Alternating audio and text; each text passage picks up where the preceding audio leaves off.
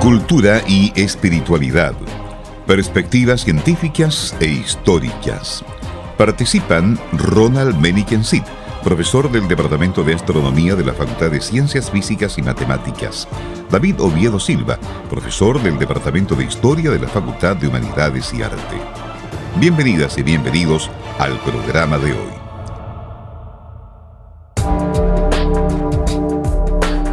Muy buenas tardes, amigas y amigos, a otro programa de cultura y espiritualidad. Y como quedaron temas pendientes muy interesantes, contamos nuevamente con el profesor y doctor Oscar Venegas, quien nos acompañó en el programa anterior, médico egresado de nuestra universidad, especialista en inmunología, profesor del departamento de microbiología, si mal no recuerdo, de nuestra casa de estudios. Bienvenido, Oscar. Bienvenido, muchas gracias por la invitación a un tema que resultó bastante, atractivo, conversarlo la vez pasada. Sí. Así fue. Y bueno, la vez en el programa anterior el enfoque tuvo más que ver con la reflexión sobre la salud humana en términos integrales. Me gustó mucho esa definición de salud que no se asocia solo con ausencia de enfermedad, ¿no? Sino que con bienestar, creo que es de la OMS, ¿no? Sentirse bien. Sentirse bien, y desde ahí, bueno, ingresa toda la variable espiritual, que es la que ha concitado el interés temático fundamental de este programa. Y incluso fuera de tu reflexión antropológica, también muy interesante, biomédica, antropológica, en fin, desde la práctica médica también hubo un planteamiento respecto al sentido de lo espiritual, incluso cierta reverencia frente a un misterio, y no independiente de la postura de cada uno en términos de definición de fe o de negación de esa definición de fe. Yo creo que nadie podría descartar o desmentir tan categóricamente que se está en presencia de un misterio frente, por ejemplo, al carácter hermético y sagrado de la muerte o incognoscible de la muerte, etcétera, ¿no es cierto? Bueno, entonces yo creo que lo que probablemente quedó pendiente o que pudiera ser explorado más en este programa se relaciona ya con vínculos específicos respecto a la relación religión-ciencia. Bueno, y también comentábamos desde tu perspectiva, desde tu mirada como médico y profesional de la biología, en fin, que esto tiene que ver también con una lógica de mutuas incomprensiones a veces, ¿no es cierto?, entre lenguajes diferenciados, en fin, ¿no? Cuando se está en presencia o bien, por ejemplo, de un reduccionismo materialista, todo lo espiritual, por ejemplo, se traduce a un área cerebral, por decir algo, ¿no? Un área de funcionamiento cerebral, que eso yo creo que también es real y existe, objetivo, ¿no? Pero quizás no agota toda la explicación del fenómeno. Y por otro lado, claro, una espiritualidad sin cable a tierra respecto a lo científico también a lo mejor puede derivar en un misticismo, en fin, o en un fanatismo, en la expresión política del asunto, ¿no? Que es la más compleja quizás. Entonces, eso como introducción, digamos. ¿Tú estás de acuerdo con ese tema de las mutuas incomprensiones, de un diálogo de sordos o bien de una lógica de comprensión mutua entre religión y ciencia que puede explicar algo de los estereotipos que se van perfilando y de un antagonismo que quizás no tiene relación con lo que razonablemente se puede esperar de vínculos entre religión y ciencia o entre espiritualidad y materialidad? Claro, más que nada en ese sentido, David, más que incomprensiones, yo plantearía el concepto de descalificaciones cruzadas, ¿no es cierto?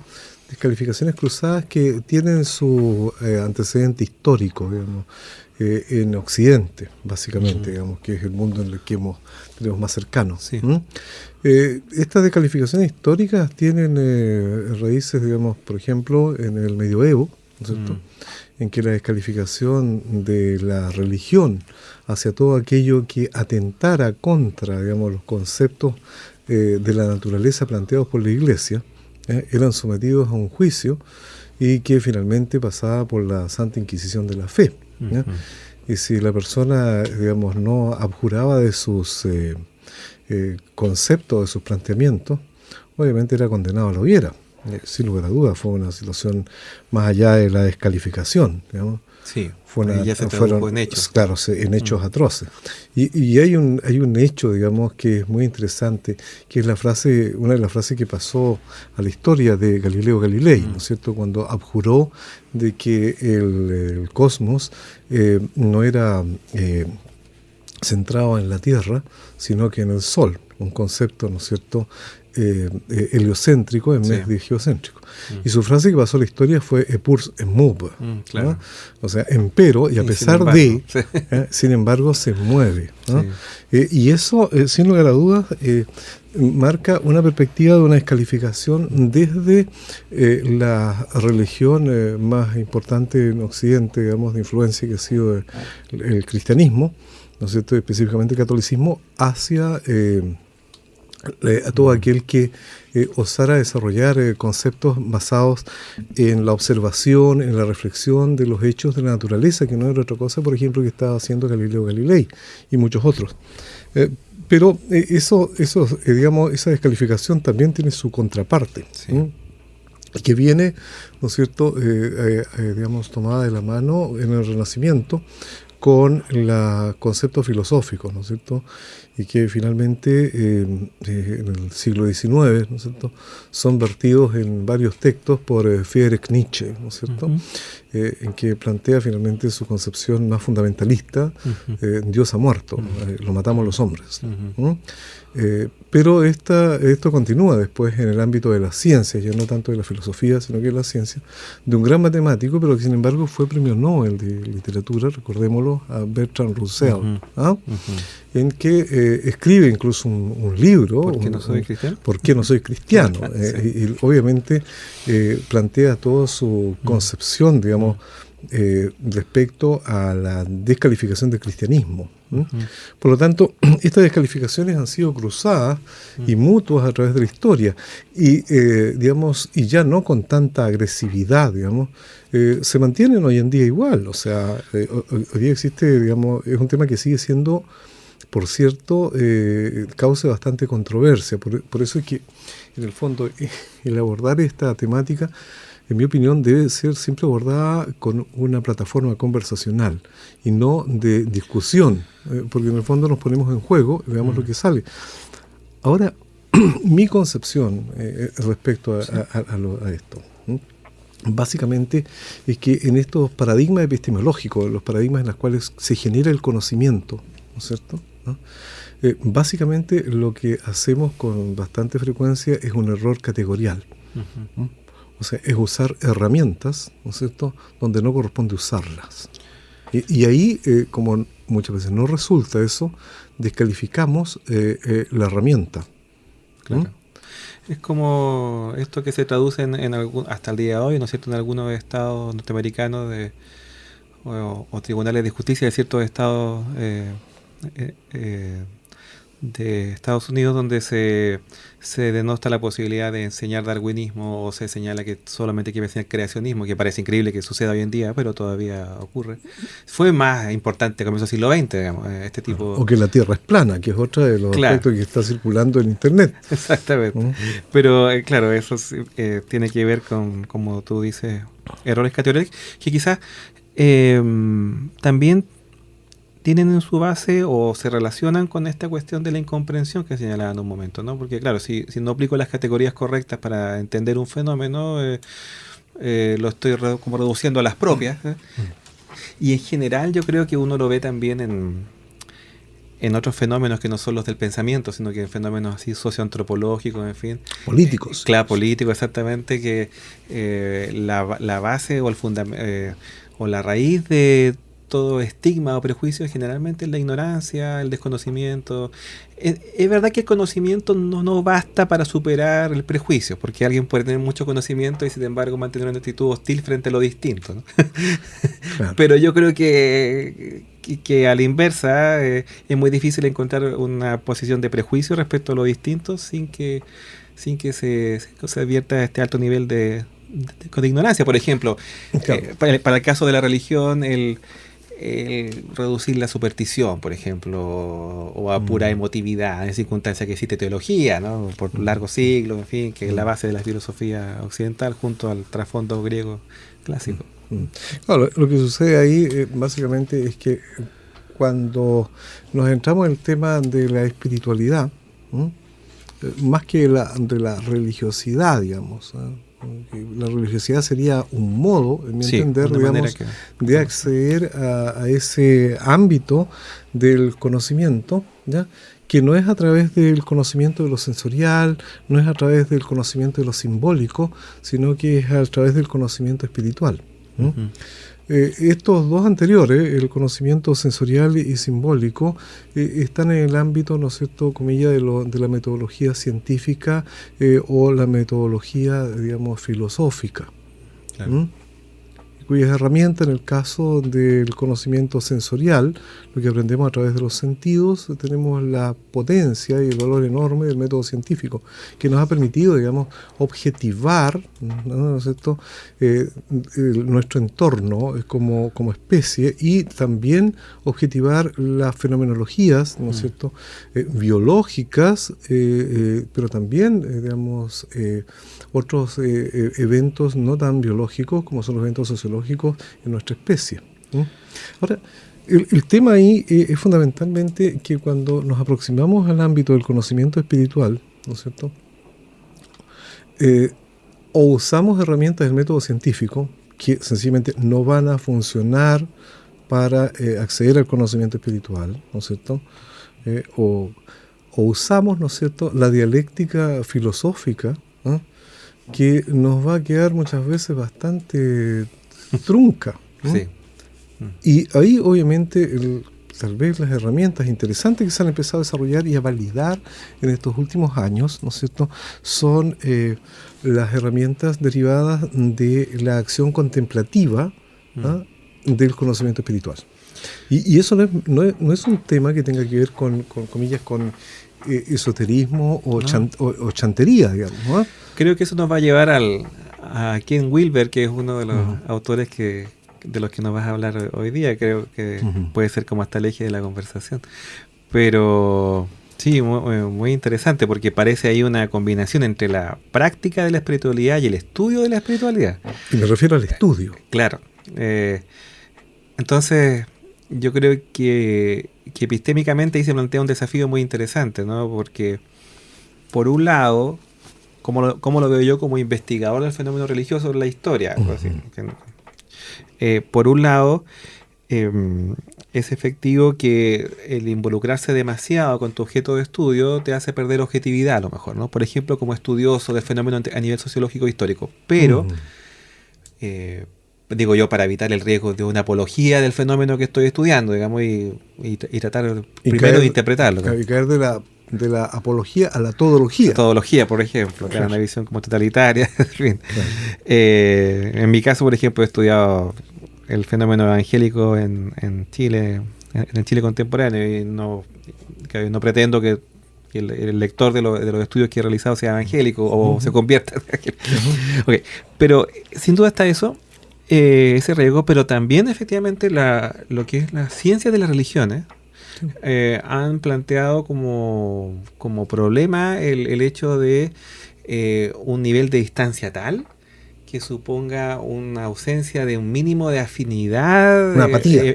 Claro, y por ende hay que promover una cierta empatía con el objeto de estudio para evitar en el fondo ese grado como de apatía que tú señalas, porque si no, bueno, puede estar el riesgo del materialismo histórico, que el marxismo es un instrumento poderoso de comprensión de la historia, pero para las religiones puede quedar algo corto al verlo siempre como epifenómeno de fundamentos tecnológicos y materiales que generan a su vez cambios culturales y cambios religiosos. Eso como comentario personal desde la historia, está bien, desde la ciencia de la religión. Lo que pasa es que para cualquier evento, digamos, la mismicidad siempre es más cómoda que la otredad.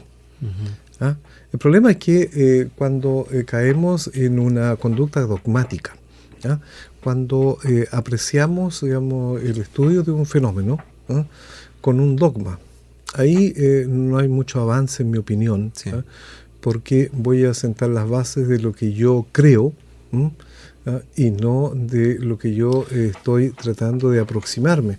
Y por eso es que hoy en día hay un tema de frontera en el ámbito de las ciencias y que une las ciencias cognitivas, ¿no es cierto?, con la biología, incluso con la informática, que tiene que ver, ¿no es cierto?, con las llamadas ciencias contemplativas. O sea, el llevar esto a una metodología, eso te iba a preguntar. ¿ya? Una metodología, digamos, que permita aproximarse a toda esta fenomenología que está en el ámbito espiritual. Ahora, me suena muy extraño también que un ser humano, siendo un animal consciente de sí mismo, no haya tenido alguna experiencia de espiritualidad en su vida. Sí. Es muy extraño, porque uno de los aspectos más subyugantes es justamente la experiencia, digamos, cercana a la muerte, ya sea personal, ¿ya? O asistir a otro ser humano en ese proceso. Ahora, ahí, como decía en el programa anterior, no hay una explicación que me valide, salvo, ¿no es cierto?, la contemplación de un fenómeno tan tremendo y tan devastador como es la muerte para nuestra especie desde hace aproximadamente 70.000 años, y por eso empezamos con estos rituales de despedida. O sea, y no es menor, porque el habitual, ¿no?, es que la persona o toma un dogma para acercarse a estudiar el conocimiento de la espiritualidad, lo cual es complicado y es perjudicial, ¿ya?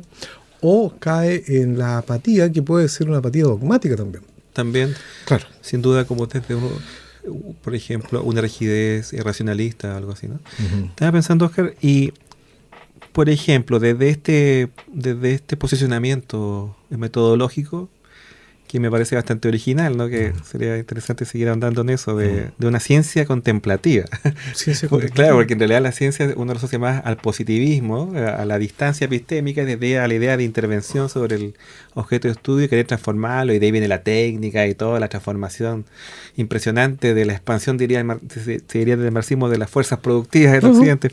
Claro, pero sin duda que existen otros tipos de ciencia. Claro, pero ahí está enfocándote al conocimiento sensorial. Claro. Al conocimiento sensorial, o lo que llamaban los antiguos, a los ojos de la carne, o sea, a la experiencia sensorial, a la medición, al número, a las ciencias empíricas, que en el fondo se vacían en el método científico, cuyo Karl Popper, ¿no es cierto?, sí, plantea, ¿no es cierto?, que la mejor forma de demostrar una objetividad es la falsedad de esto. La falsación. Claro, entonces, pero eso sirve, o sea, tiene una tremenda utilidad en el ámbito de lo sensorial, de lo que somos capaces de percibir. Pero el método científico, tenemos que ajustarlo bastante bien para, claro, pero para adentrarnos al campo del conocimiento simbólico, al campo de los fenómenos, de la mente, o a los ojos de la razón. Y ahí, obviamente, se ha avanzado muchísimo en el ámbito de las ciencias sociales, en el ámbito de las ciencias del comportamiento, tanto individual como comunidades, ¿no es cierto?, para adentrarnos en un conocimiento desde la filosofía, ¿ya?, hasta el conocimiento intelectual y emocional de un individuo y de una comunidad. Y por cierto, se han desarrollado metodologías. Pero si tomamos el método científico, si tomamos las metodologías de esta última área que menciono, y la tratamos de aplicar y llevar al ámbito del conocimiento espiritual, tenemos problemas de justamente lo que tú planteabas, del error categorial, de usar herramientas, claro, donde no nos va a complicar. Entonces, nos va a complicar. Y ahí ha surgido este ámbito interesante, planteado por en diversas partes del mundo, de la investigación del conocimiento espiritual a través de lo que se ha denominado o metido en el paraguas de las ciencias contemplativas, que no es, comilla, la chantería ni el esoterismo, ¿no es claro, cierto?, sino que se trata de adentrarse a ese conocimiento de la realidad humana y tal vez la realidad de cualquier ser vivo, ¿no es cierto?, a través de la fenomenología espiritual. Y no necesariamente religiosa, aunque la religión, por supuesto, que está enfocada hacia el cultivo de esa área, de ese conocimiento. Estaba pensando que en sociología hay pocos teoremas, porque parece un contrasentido respecto a la disciplina, pero entiendo que uno de los más conocidos es de Thomas, que dice: si un actor define una situación como real, esta es real en sus consecuencias.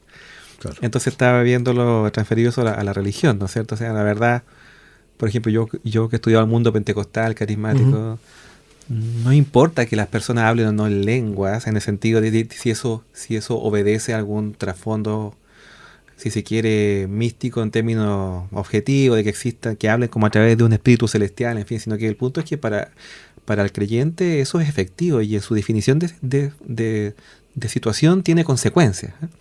Entonces, lo importante es que las ciencias humanas, en realidad, como tú señalas, se han hecho cargo de otra forma de aproximarse a los fenómenos en general de estudio y hay toda una tradición que viene del pensamiento kantiano, antipositivista o de Max Weber en adelante, que se enlaza un poco con lo que tú estás hablando de la ciencia contemplativa.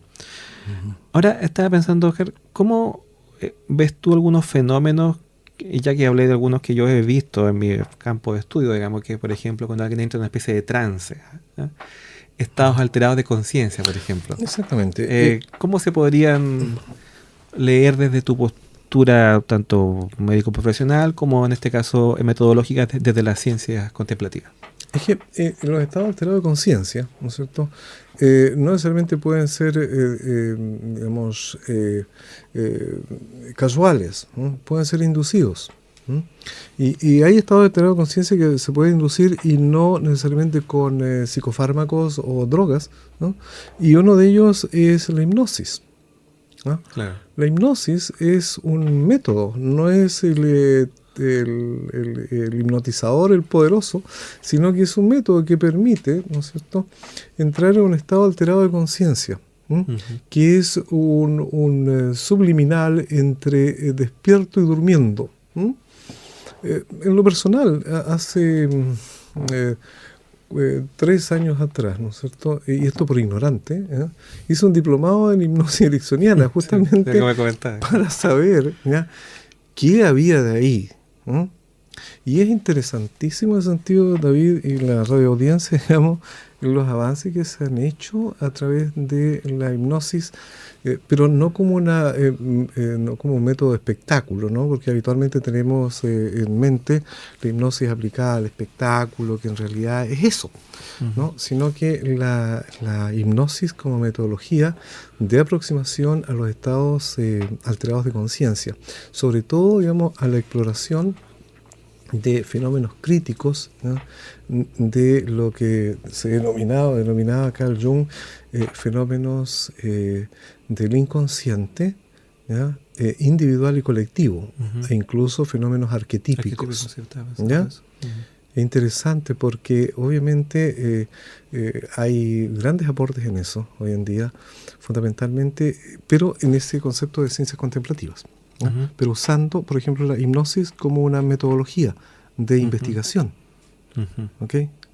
El otro aspecto, por ejemplo, es el estudio de las experiencias místicas o espirituales, el estudio de los digamos, no fenómenos, sino que los estados meditativos a través, ¿no es cierto?, de electroencefalogramas, ¿no es cierto?, y hoy en día los estudios de los cambios holográficos en el cerebro a través de la resonancia nuclear magnética con positrones, que son metodologías tecnológicas de avanzada en las cuales uno puede evidenciar claramente cómo energéticamente el cerebro cambia cuando alguien está en un estado, digamos, activo habitual a un estado contemplativo o a un estado, digamos, de meditación o un estado místico.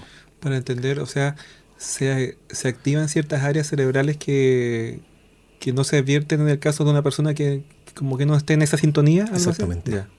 Y ahí el concepto actual es que nuestro gran procesador, no digo que el cerebro sea todo el cuerpo, ¿no?, pero el gran procesador, ¿no es cierto?, de la información que llega a través de nuestros sentidos, pero también de los procesos mentales, es ese sustrato maravilloso que denominamos cerebro. Y lo interesante es que el cerebro, ¿no es cierto?, no funciona parcialmente, funciona como un holograma. El concepto de holograma es un tema que se viene planteando hace bastantes años, pero hoy en día lo importante es que los últimos 10 años, a través de estas metodologías de imágenes, incluso activas, en procesos activos, se evidencia claramente. No funcionamos con el 10 ni con el 15% del cerebro. funcionamos con el cerebro, tal como lo estamos haciendo ahora en esta conversación, y como las personas que escuchan en este momento también están funcionando holográficamente, están funcionando con el cerebro en conjunto. Yo encuentro todo esto muy fascinante y da para pensar, porque, por ejemplo, uno cuando se aproxima al tema del estudio científico de la religión, uno recurre a clásicos como en Emil Durkheim o algo así, la forma elemental de la vida religiosa, y ahí se enfatiza la dimensión de la religión como hecho social, ¿no? Como una metáfora de la sociedad, finalmente, que la sociedad se prolonga en el tiempo a través de su orden moral, y eso lo hace vía religión. Y son aproximaciones, creo que bastante válidas, pero frente a la evidencia que tú señalas, se nota que es bastante inherente al sujeto, el hecho religioso, o sea, constitutivo incluso a su orgánica cerebral. Entonces, claro, es fantástico como el fenómeno es precisamente multidimensional, ¿no? Y hay un gran investigador, digamos, de hace muchos años, pero hoy en día ya está teniendo un reconocimiento internacional, que es Antonio Damasio, un neurobiólogo, y él escribió un texto muy interesante en que plantea, su título ya trae, el cerebro creó al hombre. O sea, es como esta condición que denominamos condición humana, una condición humana que es bio-psico-socio-cultural, tiene un asentamiento orgánico, y que es en el funcionamiento cohesionado de nuestro cuerpo y mente, básicamente pasando por el gran procesador que es nuestro cerebro. Muy interesante. Y Oscar, para ir concluyendo, ¿cómo ves tú, tomando en cuenta esta nueva mirada, o esta mirada que tiene su raigambre, ¿no? Filosófica para entender la religión, en fin, pero tu propia perspectiva médica, en fin? ¿Qué característica crees tú que debe tener la religión del futuro? Porque hace poco yo fui a un templo Bahá'í en Santiago por interés así antropológico. y me pareció ver algo de la estética y del ambiente y del tono algo respetuoso de la espiritualidad de cada uno, sin tanta rigidez dogmáticas, pero con anhelo de la espiritualidad propio de estos tiempos y cómo la religión se va cristalizando en nuestra época. ¿Cómo crees tú que debiera perfilarse la religión del mañana? Con respeto. Yo creo que el concepto central a cultivar es el respeto a la otredad, el respeto a lo que yo no soy. Interesante. Y no tratar de imponer lo que yo pienso, ¿no? O sea, yo creo que es mucho más productivo para todos en la humanidad ponernos en juego antes de actuar egoístamente apropiándonos de la otredad.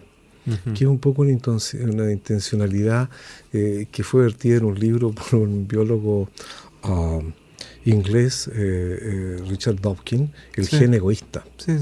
O sea, apropiarnos, ¿no es cierto?, de la verdad. ¿De qué verdad estamos hablando? Probablemente Dawkins está explicando muy bien una vertiente de la experiencia religiosa en la historia, pero quizás no el todo de la espiritualidad. Así que no, yo pienso que el concepto central con el cual esta conversación me pareció muy interesante es justamente invitar a tener una actitud de respeto frente a la espiritualidad de los otros y no de imposición. Quizás los tiempos seculares y post-seculares que estamos viviendo pueden esto permitirlo. Muy bien, Oscar, muchas gracias por tu participación. Gracias, ha sido un gran aporte. Gracias por la invitación, a su disposición. Que esté muy bien. Chao a todos. Chao. Cultura y espiritualidad, perspectivas científicas e históricas. Con la participación de Ronald Meniken Cid, profesor del Departamento de Astronomía de la Facultad de Ciencias Físicas y Matemáticas. David Oviedo Silva, profesor del Departamento de Historia de la Facultad de Humanidades y Arte. Hasta la próxima semana.